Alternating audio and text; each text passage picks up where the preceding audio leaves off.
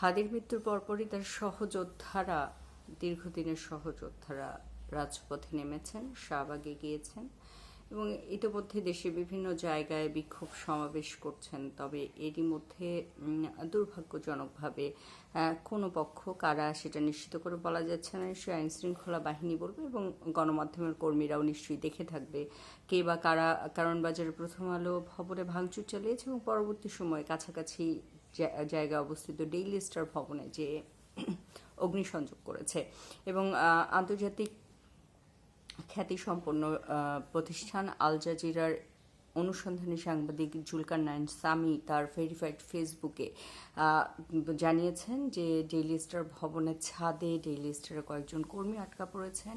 তীব্র ধোঁয়ার কারণে তারা নামতে পারছেন না, তাদেরকে যেন উদ্ধারের ব্যবস্থা করা হয়। এবং আমি বিভিন্ন গণমাধ্যমে দেখলাম যে একজন মেয়ে এসছে ডেইলি স্টার ভবনের সামনে, সে কাঁদছে, তার বাবা 4 তলায় থাকার কথা সে জানাচ্ছিলেন এবং তিনি তার বাবাকে খুঁজে পাচ্ছেন না। তো এই ঘটনাগুলো আসলে কোনো একটা ভালো মেসেজ দেয় না। এই বিপ্লব পুনরুদ্ধার করতে যেয়ে যদি এই ধরনের কোনো অনাকাঙ্ক্ষিত ঘটনা ঘটে, সেটা নিঃসন্দেহে বিপ্লবের উপর দাগ ফেলবে, যেমনটা ঘটেছিল গোপালগঞ্জে, আপনারা মনে থাকবে। এবং এটা এনসিপির জন্য ভালো কিছু বয়ে আনে নাই। আর আজকে জুলাই যোদ্ধারা সবাই মাঠে নেমেছেন নিঃসন্দেহে। এবং বিপ্লব যাদের, তারা মনে করছিলেন যে হাতছাড়া হয়েছে হাদির মৃত্যুর পর, তারা মনে করছেন যে এই বিপ্লব হাতছাড়া হওয়াটা তাদের ঠিক হয়নি এবং বিপ্লবটাকে তাদের হাতের মুঠোয় নিয়ে আসবেন। এটা নিয়ে আসতে যেয়ে তাদেরকে একই সাথে সজাগ দৃষ্টি রাখতে হবে যেন এইটার মধ্য দিয়ে কোনো অনাকাঙ্ক্ষিত ঘটনা দুর্ঘটনা না হয়, যেটাতে করে কিনা বিশ্ব দরবারে বাংলাদেশের প্রতি একটা ভিন্ন মেসেজ যায়, ভুল মেসেজ যায়। এবং নিঃসন্দেহে কোনো গণমাধ্যম কর্মীর উপর আমরা সবসময় দেখি যুদ্ধ বিগ্রহ সহিংসতা সবখানে গণমাধ্যম কর্মীরা কোনো না কোনোভাবে নির্যাতনের শিকার হয়, সেটা অবশ্যই ভুল বার্তা দেয় বিশ্ব দরবারে। এবং নিঃসন্দেহে আজকের যে রাতটা এবং পরবর্তীতে বাংলাদেশে যে রাজনৈতিক অবস্থা দাঁড়াবে, সেটা অবশ্যই বাংলাদেশের অর্থনৈতিক এবং রাজনৈতিক ভবিষ্যৎকে প্রশ্নের মুখে ফেলতে পারে।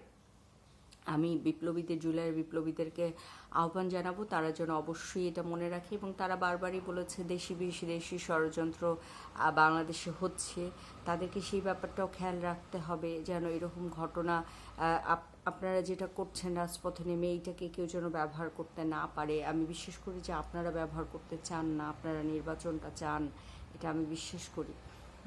এটা বিশ্বাস করেই বলছি যে আপনারা নির্বাচনটা যেহেতু চান, দেশ গণতন্ত্রের পথে আসুক যেহেতু চান, যেহেতু আপনাদের বিপ্লবীদের 3 জন ইয়েতে ছিল, অন্তর্বর্তীকালীন সরকার ছিল, এই মুহূর্তে কেউ নাই, তো সুতরাং আপনারা এটাকেও বিপ্লব হাতছাড়ার অংশ বলে মনে করছেন কি না সেটা তো বলতে পারছি না। তবে আপনাদেরকে অবশ্যই অনুরোধ করব যে এমন কিছু করবেন না যেটা করে বাংলাদেশকে নিয়ে ভুল বার্তা যায় বিশ্ব দরবারে। এবং কোনো ধরনের অনাকাঙ্ক্ষিত ঘটনা যাতে না ঘটে, সেটা যেমন আইন শৃঙ্খলা বাহিনী দেখবার বিষয়।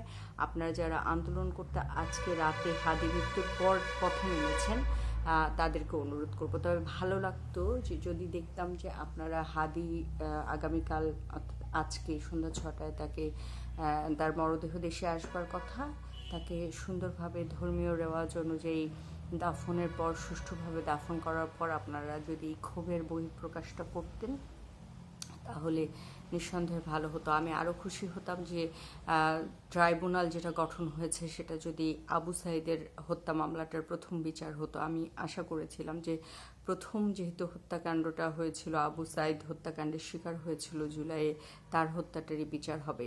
যেহেতু আবু সাইদের হত্যাকাণ্ডের বিচার হয় নাই এবং এর মধ্যে হাদির হত্যাকাণ্ডের ঘটনা ঘটে গেল, তো সব কিছু মিলায় বাংলাদেশের পরিস্থিতি বলা যায় হতাশাজনকই। তারপর আমি আশা ছাড়তে চাই না। আমি আশা করি যে বাংলাদেশে নির্বাচন হবে, একটা সুষ্ঠু অবাধ গণতান্ত্রিক নির্বাচন হবার মধ্য দিয়ে বাংলাদেশে একটা সুষ্ঠু ধারায় স্বাভাবিক গণতন্ত্রে ফিরে আসবে দেশ।